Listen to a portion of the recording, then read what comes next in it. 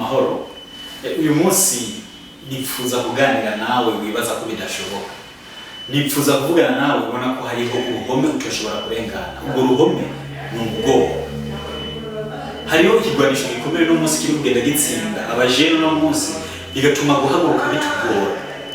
Bigatuma gutangura gukora bitugora kubera yuko dufise ubwoba buri muri twebwe. Kumva kumego dutanguye n'ivyo ukunda. Kumva kumego dutanguye hari imisozi minini tutoshobora kuduga. Ariko icyo nshaka ndabwire nuko iyo misozi ubona nyene ko utoduga niba mara gutangura bizokunda kubera yuko nta kintu na kimwe gishoboka utaragitangura. Nta uzotangura byakunze, nta uzotangura bitagira ibibazo, ariko wowe n'umunsi wotangura. None wotangura iki? Hariho ibintu bikomeye n'umunsi uriko biraba ku isi, ariko hari impinduka nyinshi. Ico twofata nuko uko iminsi yiruka niko n'amafaranga atera ikibazo, atera gora. Kandi hari umuntu umwe sindabishatse kumuvuga ngo yavuze ko hako wobura amahera ukagira indero, umubura indero ukagira amahera. Je sivyo nje kuvuga ko cyane, icyo nshatse kuvuga ni cyahe nuko no munsi urwaruka turakeneye guhaguruka no munsi kugira ngo turondere ubwo butunzi abantu batwifuza. Vuze abantu batwifuza ko ni bande abazokwamuka. Jewe cyane wewe duhagurutse no munsi tugakora dushobora kugira impinduka ejo dugiriye igihugu cyacu. Hariho umuntu ashobora guheza ishure, hariho umuntu ashobora kuba atahejeje ishure, mugabo ugasanga ntiyiyumvamo cyane naho ntiyipfuza gukora kugira ngo abe yashobora guteza imbere igihugu ciwe. Iyo uvuze guteza imbere igihugu ni gukora ibikorwa byose bishobora gukangurira igihugu cyawe kugira ngo ishobore gutera imbere. Dufise vision nyinshi igihugu cyabishize imbere, hariho vision 2040, vision 2060, ari n'ama vision atandukanye, ariko nta mujene azoshobora kuyashikako atari karakora no munsi. Hariho igitumye no munsi mpagarara imbere yanyu kugira ngo bishobore kuganira ni abantu. Hari umuntu twaganiye yararambira ngo Bwana Louis, gukora birashoboka ariko ikibazo aho kiri ntaco gukoresha gihari, hanyuma iki kibazo cy'amafaranga birataburitse kandi birumvikana, ariko mumve neza yuko nta gihe na kimwe amafaranga azigera aboneka. Amafaranga azorondegwa. Iyo mvuze ni amafaranga azorondegwa, uyu munsi aburondera ubugetera bwaga butera wabuke kubera yuko uko bushya uko bwiga niko abantu bagwira, kandi uko abantu bagwira niko burondero bandanya wabuke. Rero burondero bandanye bwaga byasaba ko haguruka no munsi bakoresha ingufu nyinshi gusumba izo uzokoresha ibyo.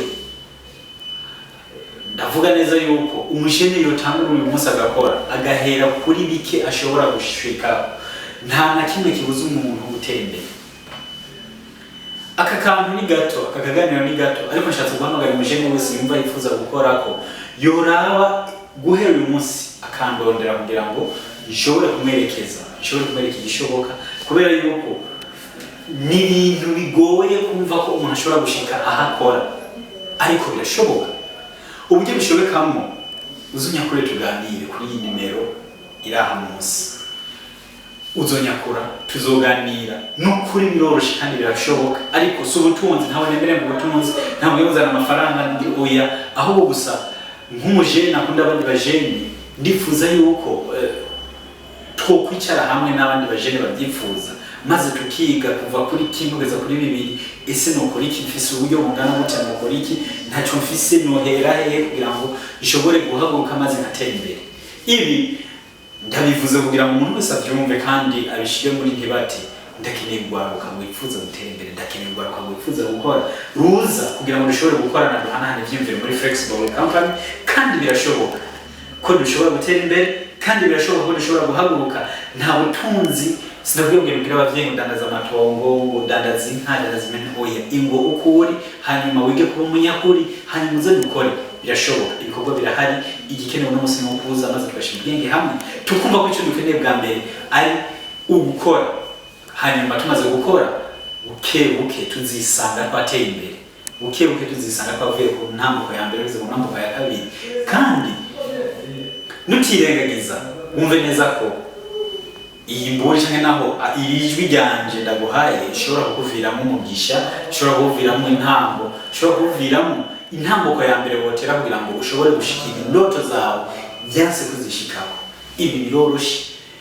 Hariho groupe yacu WhatsApp turaza kuyishirako muri yo izoba ifise link muzoyironka. ni groupe y'abajene bifuza guhaguruka no gukora bahanana ivyumviro bakavugana ikintu tugikora uku. Reka ndabakarura gasanzwe. Uyu munsi hariho umuntu avuka imuyinga, hariho umuntu avuka mu Cankuzo, hariho umuntu avuka mu Kirundo, hariho umuntu avuka imakamba. Ikizi intara za kera tuzivuge, tuzireke, tuvuge intara shaje. Ariko akaba atazi ubutunzi kama buri mu ntara avukamo, akaba atazi ibyo tuma intara yimenyekana, akaba atazi ibyashara cyangwa bidandazwa byo korera urudandazwa bukorerwa mu ntara iwabo. Umuntu acyari karamara intara. Hariho ibibanza tubona ko bimaze, ibibanza by'amaratiro byinshi n'ibikorwa byinshi dushobora gukora nk'ugwaruka. Hariho n'ama platform manini dushobora kujyako maze tukagaragaza ubwiza bw'igihugu, tukarondera uburyo bwinshi bushoboka dushobora kubonamo amafaranga. Ufise telefone yawe, ukaba ufise connection, ukaba ufise n'umutwe, ukaba ufise n'ishaka, ivyo amafaranga azizana. Muze rero tuje hamwe duhanahana ivyumviro dukore kubera ko birashoboka, kandi birakunda ko umuntu ahera kuri 0 cyangwa ahera ku busa agakora agatera imbere. Murakoze cyane.